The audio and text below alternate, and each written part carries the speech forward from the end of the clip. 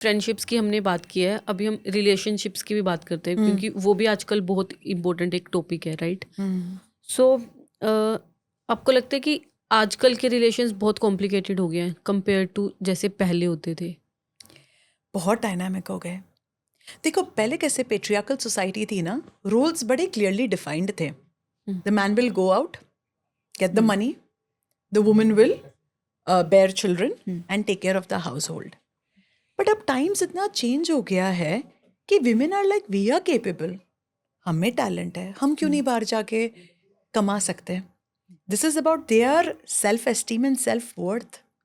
They know that they are worth more than what's being offered to them.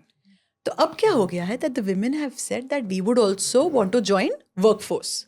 हमको भी बाहर जाना है, हमें भी काम करना है, हमें भी हमारा सेल्फ वर्थ अर्न करना है।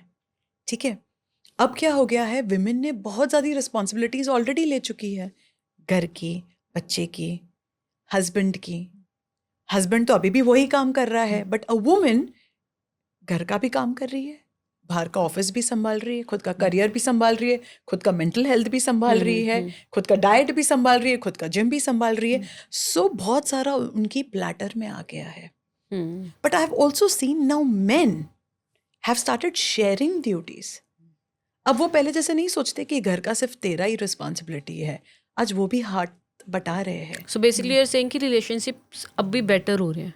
रिलेशनशिप हर एक चीज़ का ना एक इक्विलिब्रियम आता है, इस तरफ जाएगा बहुत, फिर ये जो इस तरफ आता है फेमिनिज्म का कांटा बहुत, फिर ये वापस इस तरफ जाएगा, और फिर आस्ते से ना ये इक्विलिब्रियम में आएगा। तो इक्विलिब्रियम आने के लिए तो बहुत ज़्यादा टाइम है, अभी तो ज़रा भी नहीं आया है। ठीक है, I think we women, the strong women, they need to sort of train their partners as to what they are looking for. सी जो हमारे पार्टनर्स है ना, वो मम्मी से आए हैं, जो राजा बेटा कैटेगरी से आए हैं। अब वाइफ उन्हें कह देती है कि भैया तुझे भी करना पड़ेगा, बोलेगा अरे मम्मी तो सब कर दी थी, अब तो वाइफ तो कह रही है आधा काम कर। या if you don't tell them they get lazy, but gradually in a nice way, there is always a way of dealing. You don't have to be rude and shrewd with everybody. आप उनको प्यार से भी समझा सकते हो कि see this is what also I want to do in my life and have my career. So आप ये इतना संभाल लोगे तो मैं ये संभाल पाऊंगी। सो रिलेशनशिप्स बहुत डायनामिक हो गए हैं।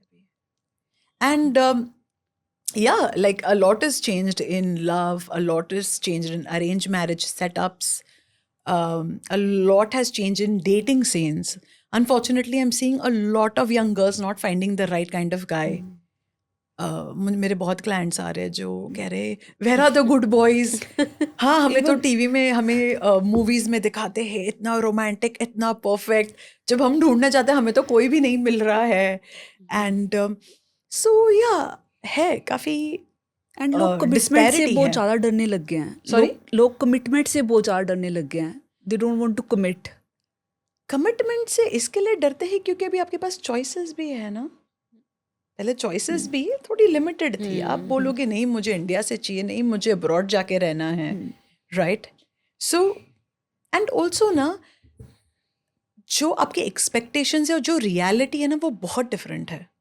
आप एक धर्मा मूवी को देख लो, आप बोलोगे अरे love, this is how love, they sell love to you, they sell that feeling to you, but जो एक रियलिटी है वो बहुत अलग है। तो जब एक्सपेक्टेशन और रियलिटी में गैप होता है ना, हार्ट ब्रेक होना ही है। जब हार्ट ब्रेक होगा तो आप दूसरी बार 10 बार देखोगे बाबा इससे कमिट करोगे नहीं।